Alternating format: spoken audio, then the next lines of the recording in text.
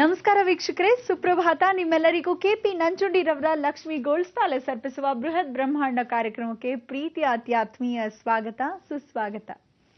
ಭಾವನೆಗಳಿಂದಲೇ ನಾವು ಉಚ್ಚ ಅಥವಾ ನೀಚ ಅಂತ ತಿಳಿಯೋದು. ಹಾಗಾಗಿ ಒಳ್ಳೆಯ ಭಾವನೆಗಳನ್ನ ನಾವೆಲ್ಲರೂ ಬೆಳೆಸ್ಕೊಬೇಕು ಅಂತ ಹೇಳ್ತಾ ಎಂದಿನಂತೆ ಗುರುಜಿಯವರನ್ನ ಕಾರ್ಯಕ್ರಮಕ್ಕೆ ಸ್ವಾಗತಿಸೋ ಹೊತ್ತಾಗೋಯ್ತು. ಶ್ರೀಯುತರು ಶ್ರೀ ಸಂಪೂರ್ಣ ಸನಾತನ ಧರ್ಮ ಸಂರಕ್ಷಣಾ ಸಮಿತಿಯ ಸಂಸ್ಥಾಪಕರು ಹಾಗೂ ಶ್ರೀ ಸಂಪೂರ್ಣ ವರಮಹಾಲಕ್ಷ್ಮಿ ಮಹಾಸಂಸ್ಥಾನದ ವ್ಯವಸ್ಥಾಪಕ ನಿರ್ದೇಶಕರು, ನಮ್ಮೆಲ್ಲರ ಪ್ರೀತಿಯ ಗುರುಗಳು ಶ್ರೀ ನರೇಂದ್ರ ಬಾಬು ಶರ್ಮಾ ಗುರುಜಿಯವರು. ನಮಸ್ತೆ ಗುರುಜಿ.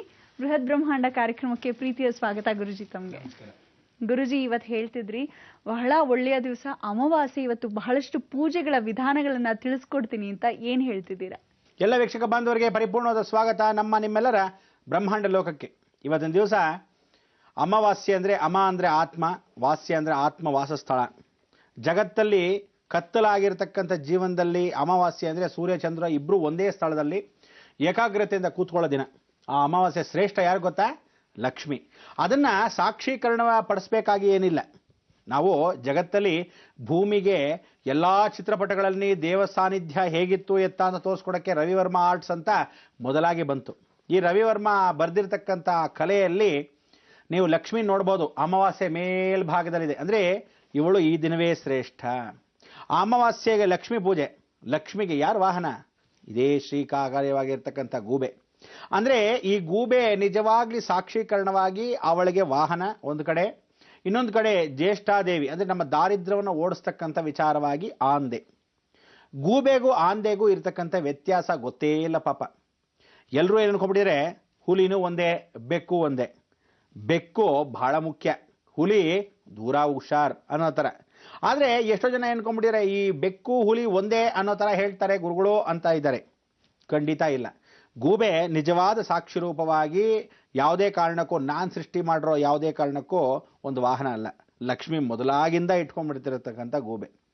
ಈ ಆಂಧ್ರವಾಗಿರ್ತಕ್ಕಂಥ ಆಂಧ್ರ ಪ್ರದೇಶದಲ್ಲಿ, ಅದಕ್ಕೂ ಮೊದಲು ಮಿಗಿಲಾಗಿ ಉತ್ತರ ಪ್ರದೇಶದಲ್ಲಿ, ಉತ್ತರ ಪ್ರಾಂತದಲ್ಲಿ, ಕಾಶ್ಮೀರದಲ್ಲಿ, ಹಿಮಾಲಯದಲ್ಲಿ ಈ ರೀತಿಯಾಗಿ ಆ ಸಾಕ್ಷೀಕರಣ ಬರ್ತಾ ಹೋಯ್ತು.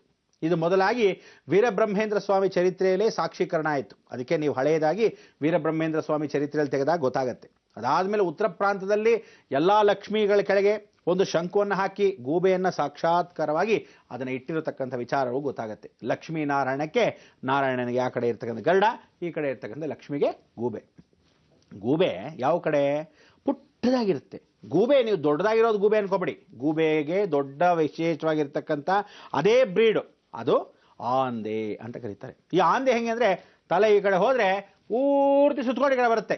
ಕರೆಕ್ಟಾಗಿ 360 ಡಿಗ್ರೀಸ್ ಹಿಂಗೋಗಿ ಹಂಗೆ ಬರುತ್ತೆ ಒಂದು ರೌಂಡು, ಇಲ್ಲ ಹಂಗೋಗಿ ಹಿಂಗೆ ಬರುತ್ತೆ. ಆದರೆ ಗೂಬೆಗೆ ಹಂಗೆ ಸಿಗಲ್ಲ. ಓನ್ಲಿ 180 ಡಿಗ್ರೀಸ್, ಸುಮ್ಮನೆ ಹೀಗಿಂದ ಹೀಗೆ ಅಷ್ಟೇ ಇರುತ್ತೆ. ಅದಕ್ಕೆ ಪುಟ್ಟದಾಗಿರ್ತಕ್ಕಂಥದ್ದನ್ನ ಗೂಬೆ, ದೊಡ್ಡದಾಗಿರ್ತಕ್ಕಂಥದ್ದು ಆಂದೆ. ಗರುಡ ಪಕ್ಷಿಯಷ್ಟು ದೊಡ್ಡದಾಗಿದ್ದರೆ ಆಂದೆ, ಪುಟ್ಟದಾಗಿದ್ರೆ ಅದು ಗೂಬೆ. ಅರ್ಥ ಮಾಡ್ಕೊಳ್ಳಿ. ಯಾಕೆಂದ್ರೆ ಅಯ್ಯೋ ಗೂಬೆ ಮುಂಡೆ ತಂದು ಅನ್ನಲ್ವೇ, ಹಾಗಾಗ್ಬಿಡುತ್ತೆ ಪರಿಸ್ಥಿತಿ. ಪ್ರತಿಯೊಬ್ಬ ಮನುಷ್ಯನೂ ಜೀವನದಲ್ಲಿ ಯಾವುದಾದ್ರೂ ಹೇಳಿದಾಗ ಸರಿಯಾಗಿ ತಿಳ್ಕೋಬೇಕು. ಬೆಕ್ಕಿಗೆ ಹುಲಿಗೆ ಇರತಕ್ಕಂಥ ಸಂಬಂಧ, ಭೇದ ಭಾವಗಳು ಬೇರೆ ಬೇರೆ ಏನು ಅನ್ನೋದು ಗೊತ್ತಾಗಬೇಕು. ಬೆಕ್ಕು ಎಲ್ಲವನ್ನೂ ಹೇಳ್ಕೊಡ್ತು. ಹಾಗೆ ಗೂಬೆ ಜೀವನದಲ್ಲಿ ಮಹಾಲಕ್ಷ್ಮಿ ಸ್ವರೂಪದಲ್ಲಿ ಅದು ಕೂತ್ಕೊಂತಿದ್ದು ರಾತ್ರಿ ಹೊತ್ತು. ಆಂದೆ ಏನು ಹೇಗೆಂದ್ರೆ ರಾತ್ರಿಯಲ್ಲಿ ಬೇಟೆ. ಗೂಬೆ ರಾತ್ರಿ ಹೊತ್ತು ಸಂಚಾರ ಮಾಡುವಾಗ ಯಾವ ಕಾಲಕ್ಕೂ ಎಲ್ಲಿ ಕೂತ್ಕೊಳ್ಳುತ್ತೆ? ಈ ಗಿಡ ಮರಗಳ ಮೇಲೆ ಕೂತ್ಕೊಳ್ಳೋದು ಅಂತಲ್ಲ, ಮನೆಗಳ ಮೇಲೆ ಮಾತ್ರ ಕೂತ್ಕೊಳ್ಳುತ್ತೆ. ಆಂದೆ ಮರದ ಮೇಲೆ ಮಾತ್ರ ವಾಸಸ್ಥಳ. ಯಾವ ಕಾಲಕ್ಕೂ ಗೂಬೆ ಮರದ ಮೇಲೆ ವಾಸವಾಗೋದೇ ಇಲ್ಲ. ಅದು ಕೂತ್ಕೊಳ್ತಕ್ಕಂಥದ್ದು ಎಲ್ಲಿ, ಏನು, ಎತ್ತ ನೀವೆಲ್ಲಾದ್ರೂ ನೋಡಿದ್ದೀರಾ? ಗೂಬೆ ಒಂದು ಗುಹಾಂತರವಾಗಿರ್ತಕ್ಕಂಥ ಪ್ರದೇಶದಲ್ಲಿ ಮಾತ್ರ ನಿವಾಸವಾಗುತ್ತೆ, ಮರದಲ್ಲಿ ವಾಸವಾಗಲ್ಲ. ಮರದಲ್ಲಿ ವಾಸವಾಗೋದಲ್ಲ ಆಂದೆಗಳು.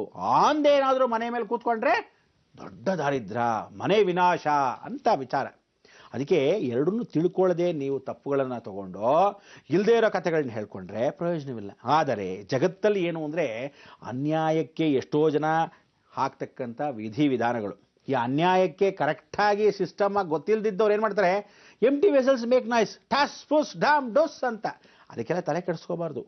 ಎಲ್ಲವೂ ವಿಶೇಷವಾಗಿರ್ತಕ್ಕಂಥ ಬಿಳಿ ಆನೆ ಇದ್ದ ಹಾಗೆ, ಐರಾವತ ಇದ್ದ ಹಾಗೆ ಹೋಗ್ತಾ ಇದ್ದಾಗ ನಾಯಿ ಪಾಪ ಬೀದಿ ನಾಯಿಗಳು ಬೊಗಳ್ತಾ ಇರುತ್ತವೆ. ಅದಕ್ಕೆಲ್ಲ ತಲೆ ಕೆಡಿಸ್ಕೋಬಾರ್ದು. ಗಂಭೀರವಾಗಿ ರಾಜಾರೋಷವಾಗಿ ಹೋಗ್ಬೇಕು. ಆನೆಗಿದ್ದ ಬೆಲೆ ಆನೆಗಿದ್ದಿರುತ್ತೆ, ಪಾಪ ನಾಯಿ ಬೆಲೆ ನಾಯಿಗೆ. ಏನಂತೀರಾ? ಅದಕ್ಕೋಸ್ಕರ ಪ್ರತಿಯೊಬ್ಬ ಮನುಷ್ಯನಿಗೂ ಯಾವುದು ಸರಿ ಯಾವುದು ತಪ್ಪು ಅನ್ನೋದು ತಂದೆ ಆಲೋಚನೆ ಇರಬೇಕು. ಇಲ್ಲ ದೊಡ್ಡವರು ಹೇಳತಕ್ಕಂಥ ವಿಚಾರವನ್ನು 4 ಕಡೆ ವಿಮರ್ಶನೆ ಮಾಡಬೇಕು. ತದನಂತರ ಯಾವುದೇ ಕಾರಣಕ್ಕೂ ಸ್ಪರ್ಧೆಗೆ ಬರಬೇಕು. ಅದು ಬದಲು ನಾನು ಹೊರಟೋಗ್ತೀನಿ ಅಂದರೆ ಹೀಗೇನೆ ಆಗೋದು.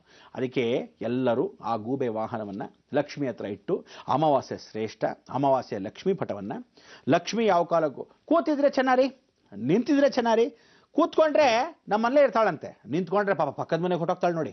ಅಯ್ಯೋ, ಯಾರು ಹೇಳಿದವರು? ಲಕ್ಷ್ಮಿ ಕೂತ್ರು ಅಷ್ಟೇ ನಿಮ್ಮಲ್ಲೇ ಇರ್ತಾಳೆ, ನಿಂತರೂ ಅಷ್ಟೇ ನಿಮ್ಮಲ್ಲೇ ಇರ್ತಾಳೆ. ಮಲಗಿರೋ ಲಕ್ಷ್ಮಿ ಅಂತೂ ಯಾರೂ ಸೃಷ್ಟಿ ಮಾಡಿಲ್ಲ. ಮಾಡ್ಬೋದೇನಪ್ಪ, ಬೇಕಾದ್ರೆ ನಿಮಗೋಸ್ಕರ ನಾನು ಮಾಡ್ಕೊಡ್ತೀನಿ ಬಿಡಿ, ತಲೆ ಏನು ಕೆಡಿಸ್ಕೋಬೇಕಾಗಿಲ್ಲ. ಜೀವನದಲ್ಲಿ ತಿಳ್ಕೊಳ್ಳಿ, ನಿಂತಿರೋ ಲಕ್ಷ್ಮಿ ಅಂದರೆ ಚಂಚಲೆಯಾಗಿರ್ತಾಳೆ. ಆ ಲಕ್ಷ್ಮಿ ನಿತ್ಯ ನೀರಲ್ಲಿರ್ತಾಳೆ, ಕಮಲದ ಹೂನಲ್ಲಿರ್ತಾಳೆ, ಕಾಲು ಕಾಣದಿದ್ದಾಗಿರ್ತಾಳೆ, ಕಮಲದ ಹೂನಲ್ಲಿ ಕಾಲು ಮುಚ್ಚಿರುತ್ತೆ. ಇದಕ್ಕೆ ಆ ಲಕ್ಷ್ಮೀ ಕ್ರಿಯಾ ಅಂತ ಹೇಳ್ತೀವಿ. ಅಂದರೆ ಚಂಚಲೆ. ದುಡ್ಡನ್ನ ಭದ್ರ ಇಟ್ಕೊಳ್ಳಿ ಅಂತ ತೋರಿಸ್ತಕ್ಕಂಥ ಇದಕ್ಕೆ ಒಂದು ನೀತಿ ಪಾಠವನ್ನು ಹೇಳಕ್ಕೆ ಲಕ್ಷ್ಮಿ ನಿಂತಾರೆ ಅಂತ ಅರ್ಥ ಅಷ್ಟೇ ಹೊರತು ನಿಂತಿರೋ ಲಕ್ಷ್ಮಿ ಮನೆ ಬಿಟ್ಟು ಆಚೆ ಹೊರಟೋಗ್ತಾಳೆ ನೀವು ಪೂಜೆ ಮಾಡಿದ್ರೆ ಅಂತ ಯಾವ ಶಾಸ್ತ್ರಲ್ಲೂ ಹೇಳಿಲ್ಲ. ಅರ್ಥ ಆಯ್ತಾ? ಕೂತಿರೋ ಲಕ್ಷ್ಮಿ ಕೂತ್ಕೊಂಡೇ ಇರ್ತಾಳೆ ಅನ್ಕೊಂಡ್ಬಿಟ್ರೆ, ಬೀಗ ಹಾಕಿಟ್ರೆ ಗಣ ಹೊತ್ಕೊಂಡು ಹೋಗುತ್ತೆ. ಪಕ್ಕದ ಮನೆ ಕಳ್ಳ ಬಂದು ಹೊತ್ಕೊಂಡು ಹೋಗ್ತಾನೆ, ಇಲ್ದಿರೆ ಇನ್ನೊಬ್ರು ಮನೆಯವರೇ ಕಳೆ ದೋಚ್ತಾ ಇರ್ತಾರೆ.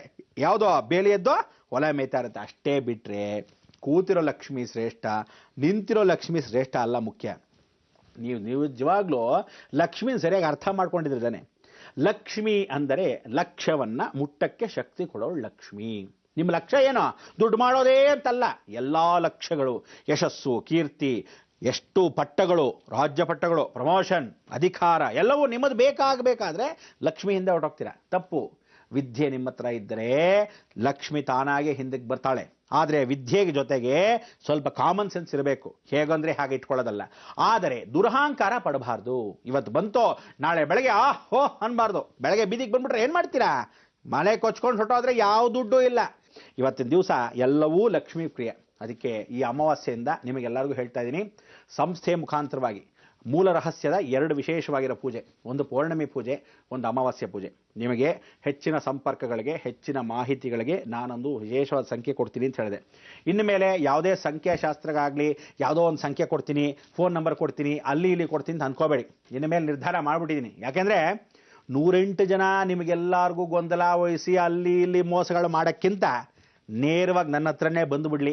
ಅದು ಬೈಯೋಕ್ಕಾಗಲಿ, ಒಳ್ಳೇದಕ್ಕಾಗಲಿ, ಕೆಟ್ಟದಕ್ಕಾಗಲಿ, ಸಹಾಯ ಕೇಳೋದಕ್ಕಾಗಲಿ ಅಥವಾ ಸಹಕಾರ ಪಡೆಯೋದಕ್ಕಾಗಲಿ, ಎಲ್ಲದಕ್ಕೂ ಒಂದು ಸಂಖ್ಯೆ ನಮ್ಮ ಸಂಸ್ಥೆದು. ಆದರೆ ಅಲ್ಲಿ ಬರ್ತಕ್ಕಂಥ ವಿಧಿ ನಿಯಮ ಏನು ಅಂದರೆ, ಒಂದು ಸಿಸ್ಟಮ್ ಇಟ್ಕೊಂಡಿರ್ತೀನಿ. ಅದನ್ನು ಎಲ್ಲ ಸಿಸ್ಟಮ್ಗೂ ರೆಡಿಯಾಗಿದ್ದರೆ ಮಾತ್ರ ಬನ್ನಿ. ದುರಹಂಕಾರಗಳು ಪಟ್ಕೊಂಡು ಬರಬೇಡಿ. ನಾನು ಅಹಂಭಾವ ಇಟ್ಕೊಂಡು ಮೊದಲೇ ಬರಬೇಡಿ. ಹತ್ರ ಕೂಡ ಸುಳಿಯಲ್ಲ, ಸೇರಿಸೋದಿಲ್ಲ. ರೆಕಮೆಂಡೇಶನ್ನು ಅವಂದು ಇವಂದು ಅಂತ ಕತೆ ಹೇಳಿದ್ರೆ ಬರಲೇಬೇಡಿ. ಈ ರೀತಿ ಇದ್ದರೆ ಎಲ್ಲ 1 ಕಿಲೋಮೀಟರ್ ದೂರ. ನಿಜವಾದ ಕಷ್ಟ ಯಾವನಿಗಿದೆ ಜೀವನದಲ್ಲಿ, ಯಾರೂ ನಿಮಗೆ ಜೀವನದಲ್ಲಿ ಯಾವನೂ ಸರಿಪಡಿಸಲೇ ಇಲ್ಲ ಅಂಥವ್ರು ಬನ್ನಿ. ನಾನು ಕೈಲಾದ ಮಟ್ಟಿಗೆ ನನಗೆ ಗೊತ್ತಿರೋ ವಿದ್ಯೆಯಲ್ಲಿ ಇಲ್ಲದೇ ಇರೋದೆಲ್ಲ ಊಹಾಪೂಹ ಎಲ್ಲ ಮಾಡಿಕೊಂಡು, ಇಲ್ಲದೇ ನಾಟಕಗಳೆಲ್ಲ ಹೇಳ್ಕೊಂಡು ಬೇರೆಯವ್ರ ಥರ ಇಷ್ಟು ಕೊಟ್ಬಿಡಿ ಸರ್ ಹೋಗುತ್ತೆ, ಇದೆಲ್ಲ ಬೂಟಾಟಿಕೆ. ಖಂಡಿತ ಇವನ ಹಣೆ ಬರ ಇಷ್ಟೇ ಅಂದರೆ ಅಷ್ಟೇ, ಮುಗ್ದೋಯ್ತು. ಅವ್ನು ಸರಿ ಹೋಗೋಕ್ಕೆ ಸಾಧ್ಯವಿಲ್ಲ ಅಂದರೆ ಮುಗ್ದೋಯ್ತು. ಯಾಕಂದರೆ ಅವನ ಹಣೆಯಲ್ಲಿ ಬರ್ದಿರುತ್ತೆ. ಇಲ್ಲದೇ ಇದ್ದರೆ ಪರಿಹಾರ ಅನ್ನೋದು ಬರೆದಿರಬೇಕಲ್ಲ ಹಣೆಯಲ್ಲಿ. ಆವಾಗ ಮಾತ್ರ ಆ ಸರಿಪಡಿಸ್ಕೋಬೇಕು. ಅದಕ್ಕೆ ಏನು ಬೇಕು? ದೈವ ಬಲ ಬೇಕು. ಆ ದೈವ ಬಲ ನನ್ನ ಹತ್ರ ಇದೆ. ನೀವುಗಳು ಅದೇ ಪ್ರಯತ್ನದಲ್ಲಿದ್ದರೆ ಖಂಡಿತವಾಗ್ಲೂ ಲಕ್ಷ್ಮಿ ಹೋಲಿಸ್ಕೋಬೋದು. ಅದಕ್ಕೆ ಅಮಾವಾಸ್ಯೆ ಲಕ್ಷ್ಮಿನ ಹೇಗೆ ಪೂಜೆ ಮಾಡೋದು? ಅಮಾವಾಸ್ಯೆಗೆ ಹೆಂಗಸರೇ ಪೂಜೆ ಮಾಡಬೇಕು, ಪೌರ್ಣಮಿಗೆ ದಂಪತಿಗಳೇ ಪೂಜೆ ಮಾಡಬೇಕು. ಸತ್ಯನಾರಾಯಣ ಪೂಜೆ ಅಂತ ಸುಮ್ಮನೆ ಪೂಜೆ ಮಾಡ್ಕೊಳ್ಳೋದಲ್ಲ. ಸತ್ಯನಾರಾಯಣಿಗೆ ಒಂದು ವ್ರತಕಥ ಮಾಲೆ ಇದೆ, ಅದನ್ನು ಪೂಜೆ ಪುನಸ್ಕಾರದ ವ್ರತ ಇದೆ. ಯಾವ ರೀತಿ ಮಾಡಬೇಕು? 48 ಡೇಸ್, ಆ 42 ದಿವಸ ಮಂಡಲವಾಗಿರಬೇಕು. 48 ಡೇಸ್, 54 ಡೇಸ್ ಯಾವ್ರಿಗೆ? ಈಶ್ವರನಿಗೆ. ಅದೇ ರೀತಿ 48 ಡೇಸ್ ಅಂದರೆ ಒಂದು ಮಂಡಲ ಲಕ್ಷ್ಮಿಗೆ, ಪರಮೇಶ್ವರನಿಗೆ. ಇದಕ್ಕೆಲ್ಲ ಒಂದು ಮಂಡಲ. ದುರ್ಗಾಂಶಕ್ಕೆಲ್ಲ 54 ದಿವಸದ ಉಪನಿಷತ್ ಅಂದರೆ 108 ಅಥವಾ 54. ಈ ರೀತಿ ಮಹಾವಿಷ್ಣು ಸ್ವರೂಪದಲ್ಲಿ ನೀನು ಎಷ್ಟು ಶುಚಿರ್ಭೂತವಾಗಿದ್ದರೆ ಆ ಪೂಜೆಗೆ ಕೂತ್ಕೊಳ್ಳೋಕೆ ಅರ್ಹ. ನಾನು ಹೇಳ್ಬಿಟ್ಟೆ, ನೆನ್ನೆ ತಿಂದು ಬಂದಿದ್ದೆ. ಇನ್ನೇ ಏನು ಮಾಡ್ತೀರಾ ಗೊತ್ತಾ? ಭಾಳ ಜನ ಮಾಂಸಗಳನ್ನ ತಿನ್ಕೊಂಡ್ಬಂದ್ಬಿಡ್ತೀರ. ತಿಂದ ಮೇಲೆ ನೆನ್ನೆ ದಿವಸ ಏರ್ಗಿರ್ತೀರ. ಈ ಮಾಂಸ ತಿಂದ ಮೇಲೆ 42 ಡೇಸ್ ಅಂತಲ್ಲ, 72 ಅವರ್ಸ್ ಒಳಭಾಗದಲ್ಲಿ ಇರುತ್ತೆ ಯಾವುದೋ ಮಾಂಸಾಹಾರ. ಅದು ಜೀರ್ಣ ಆಗಿರಲ್ಲ. ಜೀರ್ಣ ಆಗದಿರೋದನ್ನ ನೆಕ್ಸ್ಟ್ ಡೇ ಹೋದ ತಕ್ಷಣ ಕೆಲವು ನೋಡಿ, ನೀವು ಮೀನು ತಿಂದಿರ್ತಾರೆ. ಆ ಮೀನು ತಿಂದವರು ಬಾಯಿ ವಾಸನೆ ಒಂದು 3 ದಿವಸಕ್ಕೆ ಹೋಗಲ್ಲ. ಕೈ ವಾಸನೆ ಅಂತೂ ಮೊಗ್ಲೇ ಹೋಗಲ್ಲ. ಹತ್ರ ಕೂತ್ಕೊಂಡ್ರೆ ಏನೋ ಹಂಗೆ ಮೀನು ತಿಂದಿದ್ದ ವಾಸನೆ ಅಂತ. ಮೀನು ವಾಸನೆನೇ ಹೋಗದಿದ್ರೆ ದೇಹದಲ್ಲಿ ಶುಚಿರ್ಭೂತವಾಗದೇ ಇದ್ದಾಗ, ದೇಹ ಸತ್ತಾಗ ಆ ವಾಸನೆ ಎಷ್ಟು ನಾರತ್ತೆ ತಲೆಗೆ ಹಾಕೋಬೇಕು. ಅಂದ್ರೇನು? ನಮ್ಮ ದೇಹವನ್ನೇ ಅವನ ಲೆಟ್ರಿನ್ ಬಾತ್ರೂಮ್ ಎಲ್ಲ ಮಾಡಿಟ್ಟಿಯಾನ ಭಗವಂತ. ಆದರೆ ಇದನ್ನ ಯಾವಾಗವಾಗ ಶುಚಿರ್ಭೂತ ಪಡಿಸ್ಕೊಂತೀವಿ. ಹೇಗೆ? Activation energy. ಆವಾಗವಾಗ ಸಾಧನೆ ಮಾಡ್ಕೋಬೇಕು, ಆವಾಗವಾಗ ಅದು ಕ್ಲೀನ್ ಮಾಡ್ಕೋಬೇಕು, ಆವಾಗವಾಗ ದೈಹಿಕವಾಗೂ ಕ್ಲೀನ್ ಮಾಡಬೇಕು, ಮಾನಸಿಕವಾಗೂ ಕ್ಲೀನ್ ಮಾಡ್ಕೋಬೇಕು. ಕ್ಲೀನ್ ಮಾಡ್ಕೊಂಡಾಗ ಈ ದೇಹ ಹೋಗೋದ ಬೇಡವಾ? ದೇವರುಗಳನ್ನ ಒಳಗೆ ಕೂಡಿಸ್ಕೊಳ್ಳೋಣ ಬೇಡವಾ? ಅದಕ್ಕೆ ಯದ್ಭಾವಂ ತದ್ಭವತಿ. ಮನಸ್ಸಲ್ಲಿ ಒಳಗೆ ಭಗವಂತ ಇದ್ದಾನೆ, ಅದನ್ನು ಸರಿ ಶುಚಿರ್ಭೂತ ಪಡಿಸ್ಕೊಂಡ್ರೆ ಹೊರಭಾಗದಲ್ಲಿ ಏನು ಅಲಂಕಾರ ಮಾಡಿಕೊಂಡ್ರು ಪ್ರಯೋಜನ ಇಲ್ಲ. ಒಳಭಾಗದಲ್ಲಿ ಮನಸ್ಸು ಚೆನ್ನಾಗಿರಬೇಕು. ಆ ಮನಸ್ಸು ಚೆನ್ನಾಗಿರೋದಕ್ಕೆ ಏನು ಮಾಡಬೇಕು? ತ್ಯಾಗವನ್ನು ಮಾಡಬೇಕು. ಮಾಂಸಾಹಾರಿಗಳು ತ್ಯಾಗವನ್ನು ಕೆಲವರು ಮಾಡಲೇಬೇಕು. ಕೆಲವರೆಲ್ಲ ಹೇಳ್ತಾರೆ ನೀವೆಲ್ಲ ಮಾಂಸಾಹಾರನ ಬಿಟ್ಬಿಡು ಹಾಗೆ ಹೀಗೆ ಅಂತ. ನಾನು ಏನು ಹೇಳಿದೆ? ಇಂತಿಂಥ ದಿವಸ ಬಿಟ್ಬಿಡಿ ಇನ್ನೇ ಹೊರತು ಎಲ್ಲ ದಿವಸ ಬಿಟ್ಬಿಡಿ ಅಂತ ಹೇಳಿಲ್ವಲ್ಲ. ಬಿಟ್ಟು ಬನ್ನಿ ಅಂತ ಒಂದು ಯಾವ ಕಾಲಕ್ಕೂ ಏನೋ ಒಂದು ಕರೆ ನೀಡಿದ್ದೀವಿ. ಬಿಟ್ಟು ಬಂದರೆ ಸಂತೋಷ, ಬರ್ದಿದ್ರೆ ನಾ ಏನು ಮಾಡೋಕ್ಕಾಗತ್ತೆ? ತಲೆ ಕೆಡಿಸ್ಕೊಳಕ್ಕಾಗತ್ತೇನೋ? ಇಲ್ಲ, ನಿನ್ನ ಹಣೆ ಬರೆದ್ರೆ ಇಷ್ಟೇ ದಿವಸ ಇರುತ್ತೆ ಅಂತ. ಅದಕ್ಕೆ ಅಮಾವಾಸ್ಯೆ ಅಂದ್ರೇನು? ಪ್ರೇತಗಳಿಗೆ ಇಷ್ಟವಾಗದೇ ಇರೋ ಕೆಲಸ ನೀವು ಮಾಡಬಾರ್ದು. ಲಕ್ಷ್ಮೀ ಮನೆ ಒಲಿಯಲ್ಲ. ಲಕ್ಷ್ಮಿಗೆ ಅಲಕ್ಷ್ಯವನ್ನ ಮಾಡಿದಾಗ ಅವಳಿಗೆ ಇಷ್ಟವಾಗಲ್ಲ. ಏನು ಹೇಳ್ತಾಳೆ ಅಂದರೆ 4 ತಲೆಮಾರಂತೆ. ಈ 4 ತಲೆಮಾರಲ್ಲಿ ತಂದೆ, ಮಗ, ಮೊಮ್ಮಗ, ಮೊಮ್ಮಗ, ಈ 4 ತಲೆಮಾರಿಗೆ ಚೇಂಜ್ ಆಗ್ತಾಳೆ ಲಕ್ಷ್ಮಿ. ಕಾಲಚಕ್ರವನ್ನು ತಿರುಗಿಸ್ತಾಳೆ. ಅದು ಹೇಗೆ ಅಂತ ನೀವು ತಿಳ್ಕೊಬೇಕಾದ್ರೆ ಏನು ಮಾಡಬೇಕು ಗೊತ್ತಲ್ಲ.